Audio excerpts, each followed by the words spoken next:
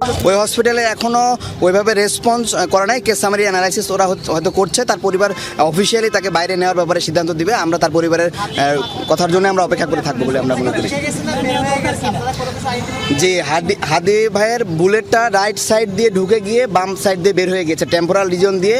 বুলেটের ফ্রেগমেন্ট আমরা একটা কাভার শেল সেটা পেয়েছি অপারেশনের সময়, এবং একটা অংশ তার ব্রেন স্টেমের মধ্যে রয়ে গিয়েছে, এবং সেটা খুব বেশি বুলেট ফ্রেগমেন্ট হয়ে একটা অংশ বাইরে গিয়েছে এবং একটা অংশ ব্রেন স্টেমে রয়ে গেছে, এবং একটা শেল বুলেটের কাভার আমরা অপারেশনের সময় বের করতে পেরেছি।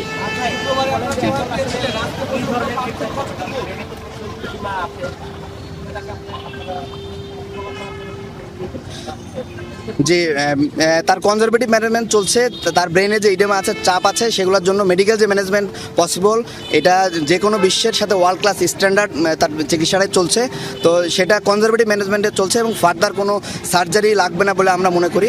তারপরে যদি বোর্ড মনে করে যে না নেক্সট কোনো প্রসিডিউরে যেতে হবে, তাহলে সেই বোর্ডের সিদ্ধান্ত অনুসারে সেই প্রসিডিউরে যা পসিবল হবে।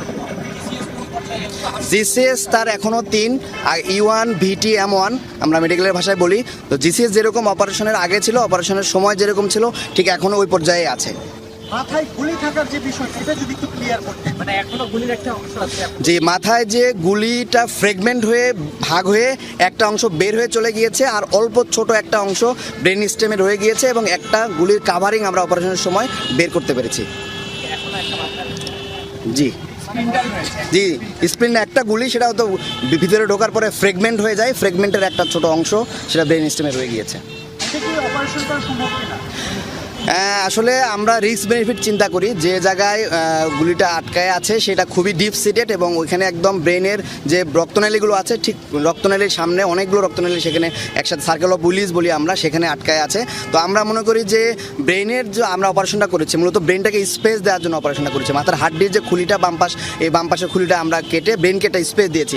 এই যে ব্রেনে ইডেমার কারণে সোয়েলিং হচ্ছে, ব্রেন তো একটা শক্ত কাভারিং বোনের মধ্যে ফিক্স থাকে, যদি স্পেস না পায় তখন ব্রেনের বিভিন্ন অন্যান্য অঙ্গগুলোকে চাপ দেয়। ওই স্পেস ক্রিয়েট করার জন্য মূলত বাম পাশের হাড্ডিটাকে খুলে দেওয়া হয়েছে, একটা স্পেস ক্রিয়েট হচ্ছে, ব্রেনটা এক্সপান্ড করতে পারছে।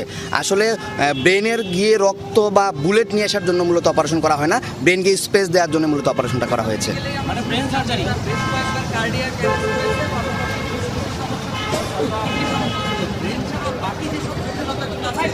সেগুলো কি আসলে নিরাময় করে আবার? জি, তার কার্ডিয়াক অ্যারেস্ট যখন আমরা প্রথমে ওসেকে রিসিভ করি, তখন প্রায় 2:20 বা 2:30 মতো বাজে, তখনই সে কার্ডিয়াক অ্যারেস্ট হিসেবে আমাদের এখানে আসে। তখন তাকে 5 সাইকেল সিপিআর দেওয়া হয়, এবং সিপিআর দেওয়ার পরে তখন আবার সে কামব্যাক করে, এবং তারপর থেকেই সে নরেড্রেনাল ওষুধের সাপোর্টে সে লাইফ কন্টিনিউ করছে। তার